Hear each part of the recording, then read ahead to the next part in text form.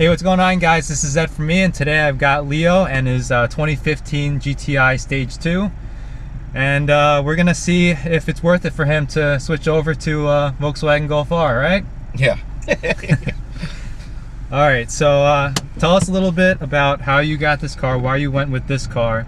Did you have a chance to buy a Golf R when you were getting this particular one? Actually, no, I wasn't one of the fortunate ones to get into that 500. Alright.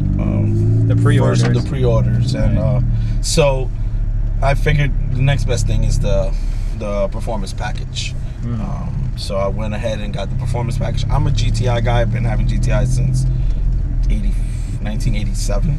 Nice. Yeah. That's before I was born, man. Whoa. Well, I was young then too. I was 8 years old. Just kidding. But yeah. So I'm a GTI guy. I did own a rally golf, one of 3 in the United States. I had it was a 1990 rally golf. It was the first 4-wheel drive golf in the United States, and there was only 3 in the United States. It only came in red with yellow halogen lights. Wow. And so yeah, I owned that for a few months, and then I had to get rid of it. But yeah, I've been a Volkswagen guy for a while, but GTIs is my heart. Gotcha. So with the Volkswagen Golf R, when it came out, you actually did want one, huh? Yes, I was interested, but I unfortunately there was a certain number per dealers, and right. Most of them were already vouched for. Right. So I figured, just like yourself, there's a lot of GTI owners out there who either got the GTI because of money reasons, right, at first, or they just, you're in position, wasn't able to get their hands on the Golf R, and now in the back of your mind you're thinking you want to get that Golf R. Right, but I'm not 100% sold. I really enjoy my GTI. Right, so I know you love your GTI and all the things that you've done to it. You want to go over some of the mods that you have on this particular car? Yeah, I have AWE tuning catback, downpipe. I just bought a generic one, downpipe, and Magna Flow catalyst. I have the APR Stage 2. I have the H&R sport springs for the suspension, and that's about it. Other than that, it's just tweak the here and there, the VATCOM little tweaks for the lights, and upgraded head unit. Right. So overall, this car's been good to you, I'm guessing, in the time that you've owned the car? Yeah, man, I really love it. I'm not gonna lie to you.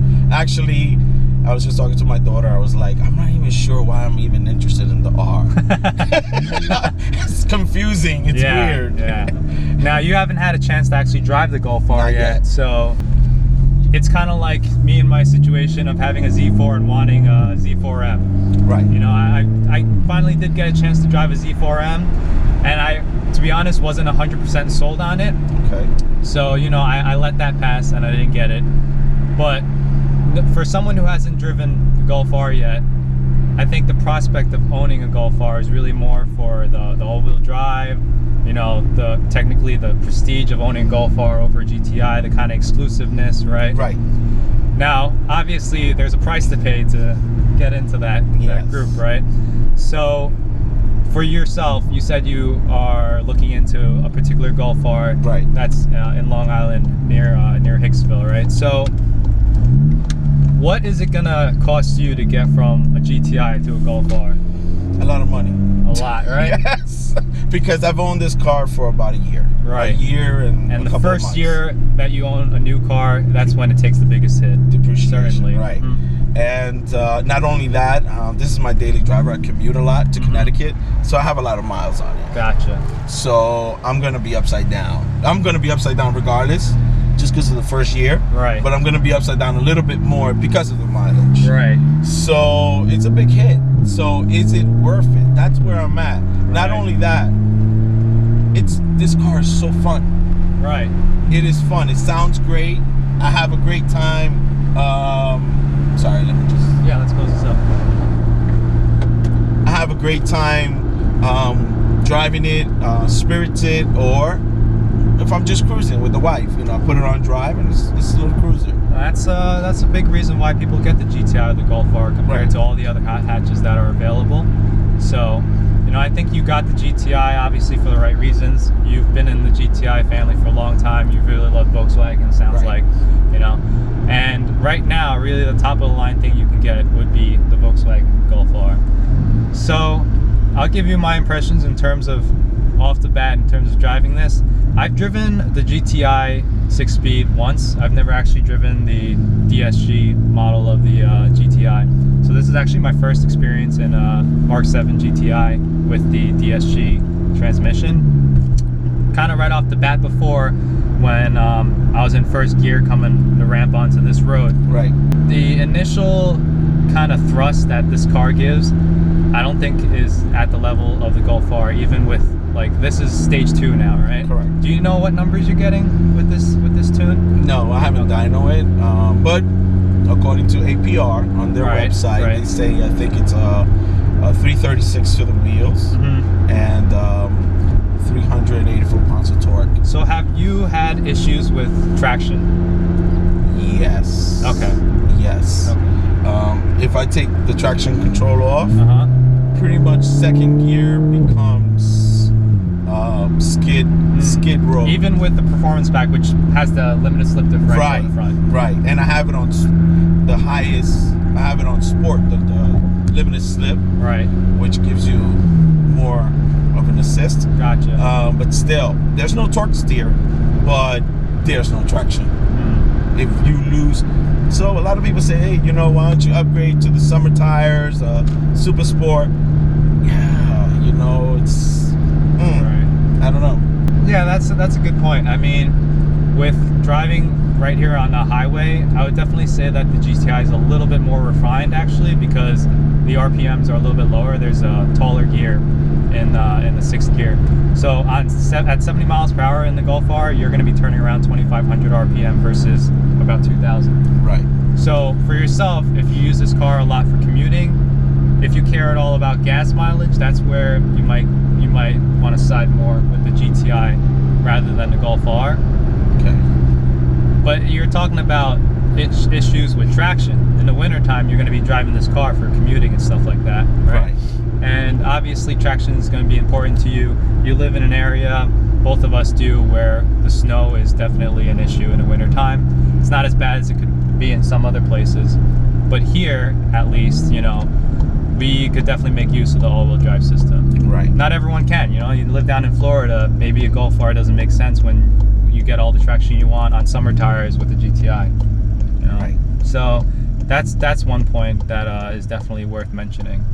Another point worth mentioning, I think, is just you put so much into this GTI already that you have to think about whether or not it makes sense for you to cut your losses or whatever you want to call it and start all over again. Right? So to compare, like, I have a friend who has a Ford Focus and he thought about the Focus RS. And his logic behind going to a Focus RS is that it's in the right price range for what he wants to do, but it's still a Focus, right? So if I started in a Golf and then got a GTI and got a Golf R, you're taking a lot of hits, right? You're taking a lot of hits on what you want to get to where you want to be. So is the Golf R gonna be better? It's definitely gonna be better for the wintertime, right? It's gonna be better for the exclusivity, but you're paying for it in money, obviously. You're losing the sunroof, which is actually pretty nice. It's pretty large. Yeah, it is. So, you know, a lot of stuff you're losing. There's fog lights that you're losing, and it seems like for you, when you're commuting, it actually makes sense for you to have it. It does. Going to Connecticut, there's a lot of hills, and I shoot to work at 5 a.m. Right. So, you know, it's foggy sometimes, and you run into real thick fog, and it's good to have that because it gives the warning to the people in the back, the rear fog lights, and in the front you get a little extra under the fog visibility because of the fog light. Right. So it is, I'm gonna be honest with you, I was 65% sold Right. on Friday. After doing the detail this morning, I'm 40% sold. Because you love this car so much. I'm not getting any better. Like in terms of like, oh man, I really want the R. No, you know, you do have to make a good point. I really haven't really driven one, Right.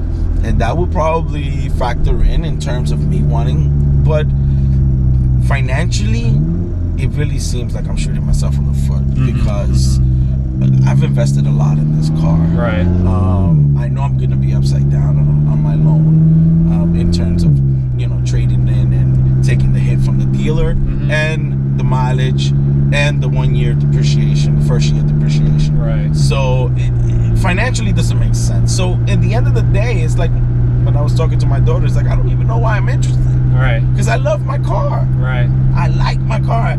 So you tell me, why do you think you're interested in the Golf R? Because of the, you know, I'm gonna be honest with you. When I see that you could do on 1.5 Stage 1.5 tune, you could do what, 4 seconds? Under 4 seconds? Less than that, yeah. 0 to 60. 0 to 60, and I know this car is not at that level. It's because, okay, on a dig, probably not, but on a rolling start, I've seen some YouTube rolling starts on stage 2 that really keep up with the R just You're fine. right. You're completely right. Yeah. Yeah, on the rolling start. Right. On the dig, okay, the four-wheel drive, the rear wheel assist, for 50% towards the back, it's gonna give, obviously there's gonna be a difference. Right. But on the rolling, there's not much. Yes, granted, there's a bigger turbo on the R, but this IS20 is not that bad. No, it's not weak at all. That's a really good point. You know, for the Golf R, the all-wheel drive system, that's what you're paying for. You're not necessarily paying for a much stronger engine in any way. Right. The displacement of the engine is exactly the same. Back when I did my most popular video, GTI versus Golf R, you look under the hood, most of it's exactly the same. You know, they might have some more strengthened parts inside the Golf R in the engine that you can't really see with your naked eye. Right. There's a little bit of a larger turbo, which is actually, you can tell it's bigger on the Golf R. And so at the end of the day, I think once you get into these higher speeds, the Golf R will start pulling away. But how often do you actually get into those speeds anyway? Exactly. So the Golf R kind of wins when you're coming from a dig, right? With the all-wheel drive system, that's what you're paying for. Then for the larger turbo, at higher speeds, you're also paying for it. But really, just for daily driving, for commuting, and just for occasional fun, most people would not be able to really tell a difference when you're going from a roll, like a roll from 20, a roll from 40. Right. They're both gonna feel very similar. Yes. Now, you did mention a really important point about, I think, why a lot of people, even like you, haven't driven the Golf R, but still feel like they really want one. It's when they see one on the road, it's a Golf R. It's not just, there is a prestige. quote unquote, just a GTI. There is a premium. There's a premium in the badge. Exactly. Now, another thing you want to think about is how long do you plan on keeping the car? Whether it's the GTI, whether it's the Golf R. If you're gonna be keeping the Golf R for a long time, the resale value might be much better than a GTI. I believe so. Right. So, other than just thinking about what it's going to cost you up front, you can think a little bit ahead and say, if I'm planning to keep the Golf R for a couple of years, the resale value on the Golf R will be better than the GTI. So that's another point to consider. If I wasn't commuting the way I commute, right? But since it's you my put daily, a lot of miles on it, right? It kind of will just nullify that that idea because it'll be higher in mileage, right? And then that goes out the window. So now, in the year that you've owned this car, how many miles have you put on it so far? 34,000. 34,000. You drive quite a bit. 120 miles a day, 5 days a week. Right. You know, so it's my daily. Right. But I spend a lot of time here, and with a big smile, a big grin on my face. I'm happy. You know, I was on my way up here. There was a CLS, Mercedes-Benz, and you know, he pulled up behind me, and I was like, you know what? And I just left. Right. And I was like, and it's just, I could do that because the car has that kind of power. Right. 300 horsepower on these cars is not a joke. It's light. It's lighter than the R. Yeah. And it's You're getting better gas mileage than the R2, I'll tell you that. For stage 2. All right, yeah. With a downpipe, yes, that's pretty good. Yeah. It's not bad at all. All right, I'm gonna wait for the traffic to clear up a little bit, and we'll just take off, and I'll give you my impressions. See what it feels like. Okay, so there it is.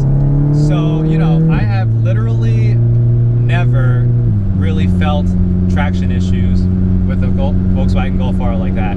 Like what I just felt right there, like reminds me that this car is just without the rears being pushed, it's just not at the same level. Right. How often do you do that though is the question, right? Not often. Right, not from the often. dig. From, like, let's say I'm doing 30, not even 30. Let's say I'm doing 55 and I downshift.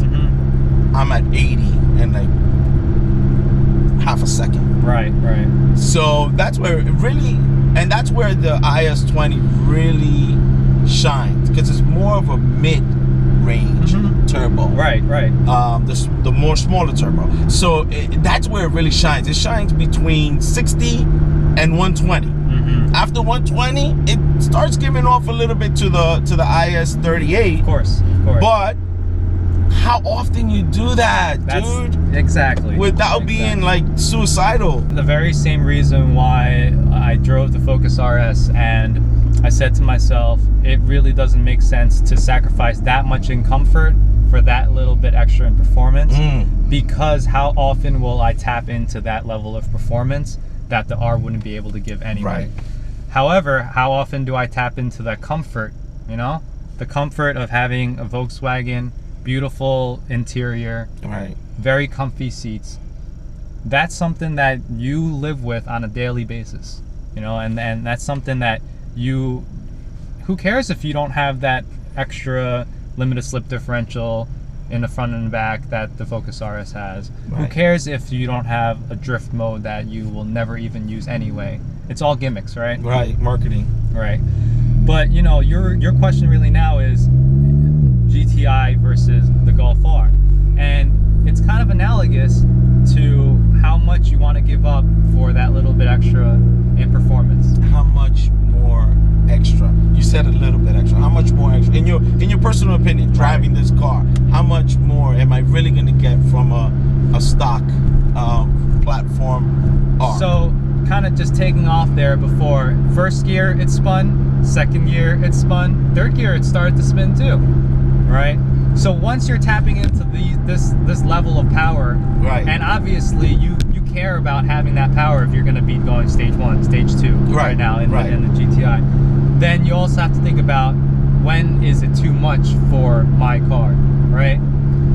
My Z4, it's an open differential. Do I want more power? Yes. But can it handle more power? I'd have to do things like perhaps welding the diff or something in order to be able to put that power to the ground. Right. You know, part of it can be fun if you want the car to kind of be tail happy, but this car will never be tail happy. It's a front wheel drive car. Right. I think to make the decision for yourself, to ask yourself, do you want that extra performance? Is it marginally different in performance? I would say probably no. From that dig, it's very different than the Golf R. There's just it seems like a lot more drama involved with the tire spinning in this car than I have ever felt in the Golf R. At no point do I lose traction without purposely losing traction in the Golf R. Whereas here, I expected actually, you know, I didn't think it would lose traction, to be honest. So when that happened, when the tires started spinning, that was kind of like a light bulb going off in my head, saying, you know, you're at a power level in this car that the front wheel just can't handle alone. You know, do you need that power going to the rear? And what that tells me is that, you know, sometimes I ask myself, how often is that rear actually even being powered, right? Because, you know, the holodeck system doesn't power these rear wheels all the time. Right. So I'm like, how often would they even be used? In cases like a dig, and even kind of like at this point, I'm not so sure if you would lose traction right now, like if I put my foot on it. Not here, but anywhere below that, 0 to 20, 30 miles per hour. Right. When you put your foot down, you want the car to go. Yes. Right? Yes. And I didn't know whether or not the Golf R was activating the rears, but it probably is. The all-wheel drive system is coming into play during those times. If financially it doesn't make sense for you, you've really got to try and drive the Golf R, and I think emotionally it might win you over. It might. So let's not drive the R. You never, if you don't know what you're missing, you're not missing it, right? Yeah. So there's a lot of GTI owners out there, I'm sure. Some who have driven the Golf R and still thought it wasn't for them. Right. But I'm sure there's a ton of GTI owners like yourself who haven't driven the Golf R and don't know what you're missing yet. Right. You know, you don't know what you're missing. So if you don't know what you're missing, you could either do one of two things. One is to make sure you never drive a Golf R. The second thing is to try and drive one and, you know, try and convince yourself that it's still not the financial decision to make. Right. Because once you get hooked on, you're gonna want It's a it, slippery and slope. you're gonna buy it. It's a slippery slope. But is that such a bad thing, though? Right? Nah, I don't think so. I think it's a great platform. Yeah. I think the fact that the R doesn't have it's a front wheel drive bias car, Right. and it's gonna give me the same feel, but with that assistance in the rear. Basically, less drama, more capability. more capability. That's what's going on. And I don't know if drama is exactly the thing you want Not from really. a car like this, from a front-wheel drive car. You know, so if it's a rear-wheel drive car, it might be a little different. You know, there's Lamborghinis out there, the Huracan, that people will pay for just the rear-wheel driven Lamborghinis. Right. But you know, at the same time, I don't know if having front-wheel drive, having that kind of slippage is something that you would want, and especially in the wintertime. Have you ever gotten stuck in snow? No. Okay, that's great. That's great. You seen the video where my wife got stuck in snow? Yes. She did a 24-hour shift in the hospital. Wasn't thinking, went right into it. Right. And on all-season tires, you know. But it was a bank. It's was a bank. It's not a regular. It was literally a wall that was built up from and you know that's what happens basically when you're sleep deprived. It's almost like you're drunk driving. Yes, you know? you pretty much. You don't think about what's gonna come up ahead. You know. So I think these cars are very capable in the wintertime. If you're saying you've never been stuck in the wintertime, then you know that's another thing to consider. But this isn't wintertime yet right now.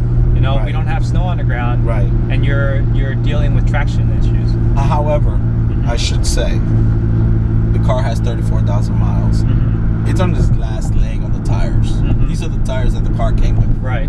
So 34,000 miles on any tires is really it's time to It's time to replace them. Right. So I'm looking into the Conti's, the DWS 06. Right. All season, because it makes sense.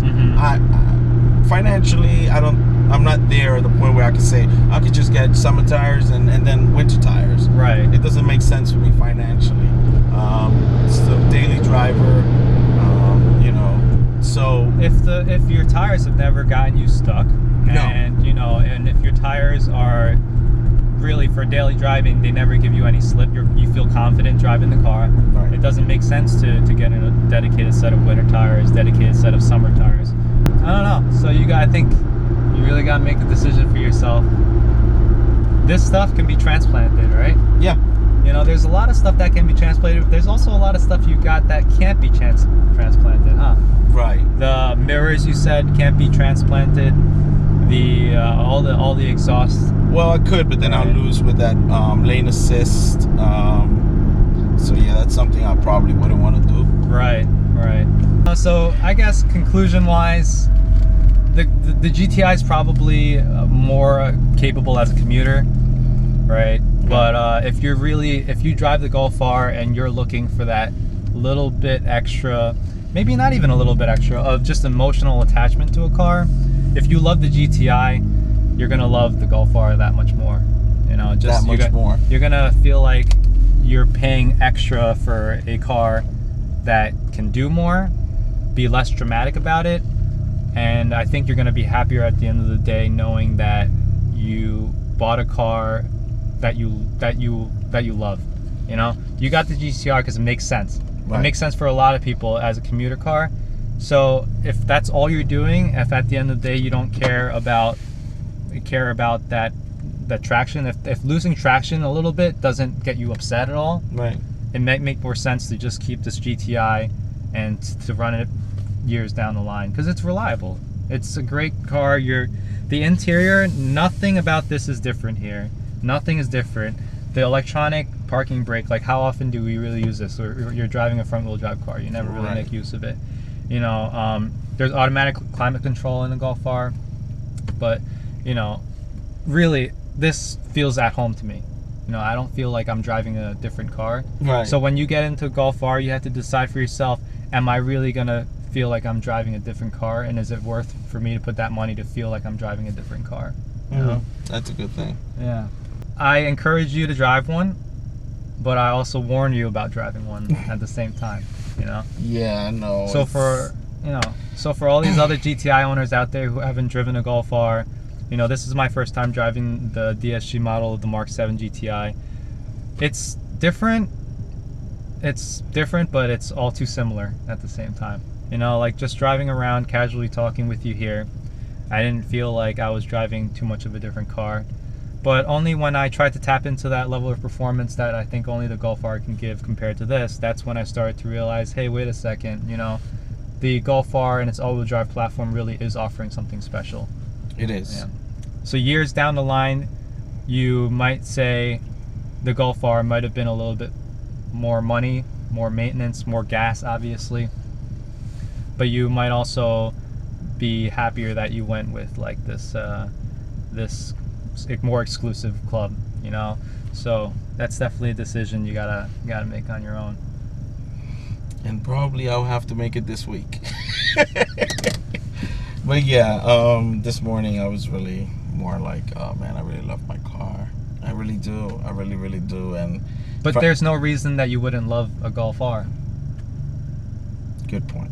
You know, Good you point. love this car because it's a great car, it's a great platform, but that's because Volkswagen built a great, the Golf has been around since 1975, Right, you know? right. There's a reason why you love this car, and not necessarily any of those reasons that you stated, they wouldn't be able to be carried over to a Golf R as well, you know? So you might find yourself upgrading to a Golf R and falling in love with that car. Or, you know, I guess the biggest worry is that you're going to trade up to the Golf R and it's not going to be all you thought it would be. There it is. So what do you have to do? There's only one way to kind of to fix all that, and that's to actually try it for yourself, right? Yes, that would be something that I'm gonna have to do probably this week. We just go visit. When you visit the dealership, test drive it. Ask them if it's all right if you drove it more than that one block that they bring you on. That I know they do. You know, you tell them, you know, when you bring your GTI, tell them I pretty much know what the car is going to be like. I really need to tap into the performance to really see if I'm sold on it. Right. The difference when you're getting on it is pretty dramatic. The regular driving thing seems all too similar to me, you know. So I guess when you tap into that level of performance, that's when you're going to start to realize that you know, Volkswagen put the Haldex system in there and the bigger turbo in for a reason, you know.